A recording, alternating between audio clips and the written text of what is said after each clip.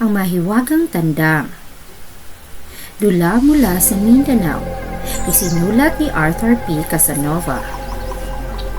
Mga tauhan, bago ang mama, anak ni Lucas ang mama at Lucas ang babae. Siya ay larawan ng isang taong masipag, matapang at marunong tumanaw ng utang na loob. Isang huwaran ng mabuting katangian na dapat tularan. Lucas ang mama, ang haligi ng tahanan. Siya ay ama ni Bago ang mama na nagsusumika para sa kanilang ikabubuhay.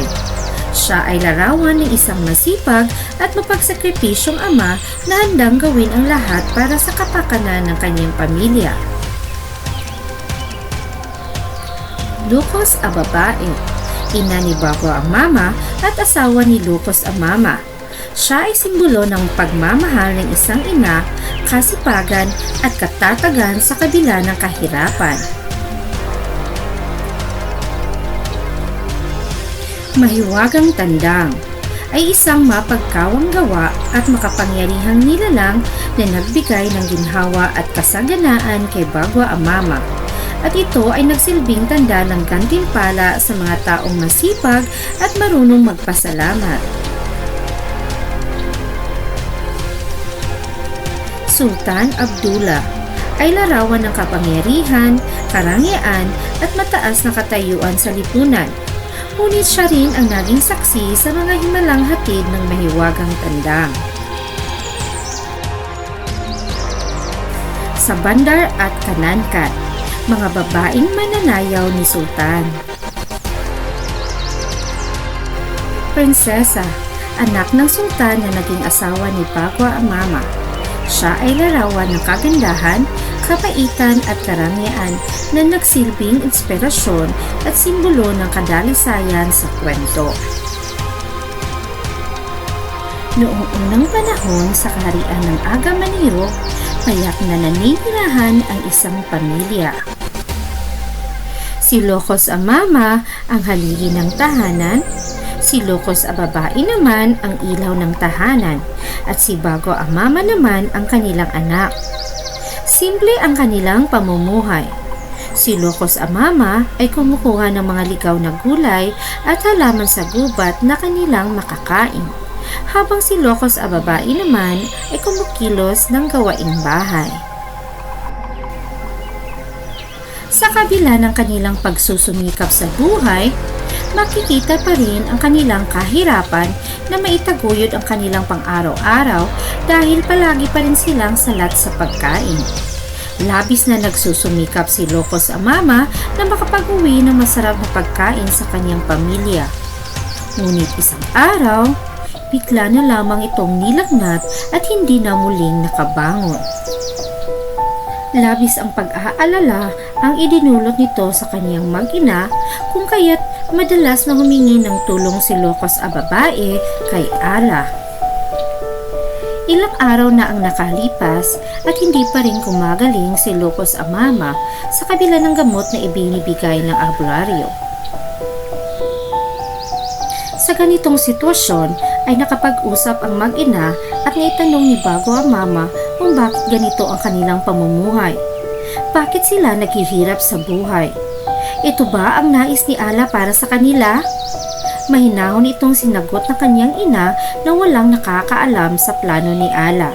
Maaari ngayon ay naghihirap sila at bukas o ilang araw ay magiging maayos ang kanilang pamumuhay. Sa ganitong pananaw, biglang napaisip si Bago ang mama at inutusan ang kanyang ina na magtungo sa kaharian ni Sultan Abdullah at humingi ng maraming abaka. Bagaman may agam-agam si Lucas ang babae, sinunod niya ang kanyang anak at nagtungo sa kaharian. Mapagkumbabang humingi si Lucas ang babae sa sultan ng abaka at mabilis siya nitong pinagkalooban. Nagpasalamat siya at agad na umuwi sa kanilang tahanan. Mabilis na kumilo si Bago ang mama at bumuo ng tali at lubid sa tulong ng kanyang ina. Matapos ang kanilang pagbuo, Nagtungo si Bago ang mama at inayos ang mga patibong na kanyang gagamitin sa paghuhuli ng mga manok. Habang isinaayos niya ang mga patibong, mayroon siyang nakitang malaking bakas na isang yapak. Kakaiba ito sa karaniwang yapak na nakikita niya sa kagubatan kung kaya't bumuo siya ng malaking patibong. Umuwi siya matapos ang paglalagay ng patibong at sinalubong siya ng kanyang ina. Ibinalita nito ang pagkamatay ni Locos ang mama na labis na nagdulot ng kalungkutan sa mag-ina at napaisip kung ano na ang mangyayari ngayong wala na ang kanilang haligi ng tahanan. Isa pa nilang inisip ay kung paano ito ipapalibing dahil wala silang pambayad sa imam. Winika ni Bago ang mama na sila na lamang muna ang maglilibing sa kaniyang ama at kung sakaling magkakaroon sila ng pera ay sa kanila ito bibigyan ng maayos na seremonya. Bumalik si Bago ang mama sa gubat upang silipin ang kanyang bitag. Swerte sapagkat lahat ng kanyang bitag ay mayroong nahuling manok. Naghanap si Bago ang mama ng yentok at nang makakita siya'y agad na bumalik sa kinaroroonan ng mga bitag. Isa-isa niyang kinuha ang mga manok at pagkaraay itinali ang mga ito sa dalawang mahahabang yentok. Isinukbit niya ang mga nakataling manok sa magkabilang balikat at nagsimulang lumakad pa uwi. Ngunit, hindi pa siya nakalabas sa gubat ay may narinig na siyang tinig na nagmamakaawa. Kalagan mo ako para mo ng awa. Tulungan mo ako. Ha? Sino yan? Saan galing ang tinig na iyon? Ang sabi ni Bago ang mama. Para mo ng awa. Kalagan mo ako. Iuwi mo ako agad. Nananahimik sa takot si Bago ang mama. Takang-taka at halos tumayo ang balahibo sa takot.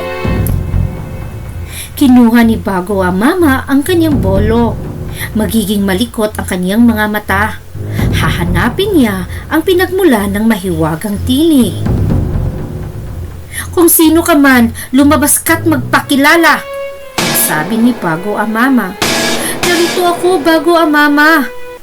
Lilinga-linga si Bago ang mama at hinanap ang pinanggalingan ng tinig. Nasaan ka? Tanong ni Bago ang mama. Narito ako, Bago ang mama. Nasa isa sa mga bitag sa likuran mo. Nang lumingon si Bago ang mama ay laking gulat niya. Tandang? Isang pagkalaki-laking tandang? Inilabas si Bago ang mama ang tandang mula sa bitag. Ay daw! Naipit ang isang paa niya sa bitag, ang sabi ni Bago ang mama. Maingat na lumapit siya sa bitag. Napakakisig ng tandang na ito. Tila siya isang magiting na mandirigma sa kanyang tindig at ang kanyang palong ay parang korona ng hari. Ang ganda ng kanyang mga balahibo.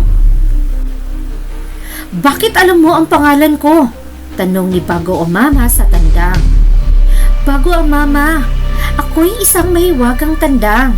Kapag ako'y tumilaok, lahat ng klase ng damit ay lumalabas sa aking dibdib. At kapag ako ay dumurumi, ginto't pilak naman ang lumalabas. Ha? Totoo ba ang sinasabi mo? O niloloko at pinaglalaruan mo lang ako? Ang tanong ni Bago ang mama. Upang maniwala si Bago ang mama, nagsimulang tumilaok ang tandang.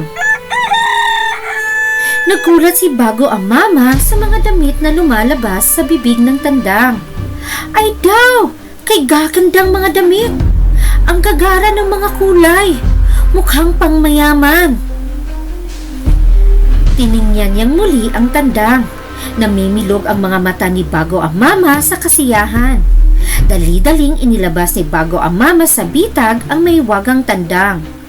At mabilis niyang iniuwi ang mahiwagang tandang kasama ang iba pang mga manok sa kanilang bahay. Masayang ibinigay ni Bago ang mama ang mararangyang kasuotan sa kanyang ina at inutusan itong ipagbili ito sa pamilihan upang mayroon silang maipambili ng pagkain. Mabilis na yumaman ang mag-ina sa tulong ng mahiwagang tandang at nagkaroon sila ng sapat na pera upang mabigyan ng maayos na seremonya ang kanyang namatay na ama. Nakita ito ng dalawang babaeng mananayaw ni Sultan na sina Sabandar at Kanankan. Mabilis na nagtungo sa kaharian ng Sultan at ibinahagi ang kanilang nakita sa tahanan ni Lokos ang babae na ito'y mayayaman na sa tulong ng isang mahiwagang tandang. Dahil dito, ninais ng Sultan na makuha ang mahiwagang tandang at ipinag-utos kina Bago ang Mama at Lokos ang babae na ipagbili ito sa kanya kapalit ng lahat ng kanyang ari-arian. Kung hindi, ay susugod doon ang kanyang mga mandirigma at sa pilitan itong kukunin. Hindi pa man nakarating ang mga mandirigma, nalaman na ng mahiwagang tandang ang plano ng Sultan at sinabi kay Bago ang Mama na ipagbili siya nito kapalit ng ari-arian ng Sultan at pakasalan ang prinsesa upang matiyak ang kaayusan ng kanilang pamumuhay ni Lokos ang babae. Labag man sa kalooban ni Bago ang Mama, ay tinanggap ni Bago ang Mama ang winika ng mahiwagang tandang. Ipinagbili niya ito sa Sultan at pinakasalan ang prinsesa. Matapos ang kasalan, nagkaloob ng handog ang mahiwagang tandang sa lahat ng tao at nagbigay ng mga mararangyang kasuotan at maraming gintot pila. Matapos ang kasalan, nagkaroon ng handog ang mahiwagang tandang kay Bago ang Mama at sinabing tapos na ang kanyang misyon at dalangin niyang maging maayos at masagana ang kanyang kaibigan. Itinatak sa kanyang puso ang kabutihan ng mahiwagang tandang. Matapos ang kanilang pamamaalam ay masayang umalis ang mahiwagang tandang at tahimik na nagpasalamat muli si Bago ang Mama sa kabutihan nito na nagbigay sa kanya ng lahat ng tinatamasa niya ngayon.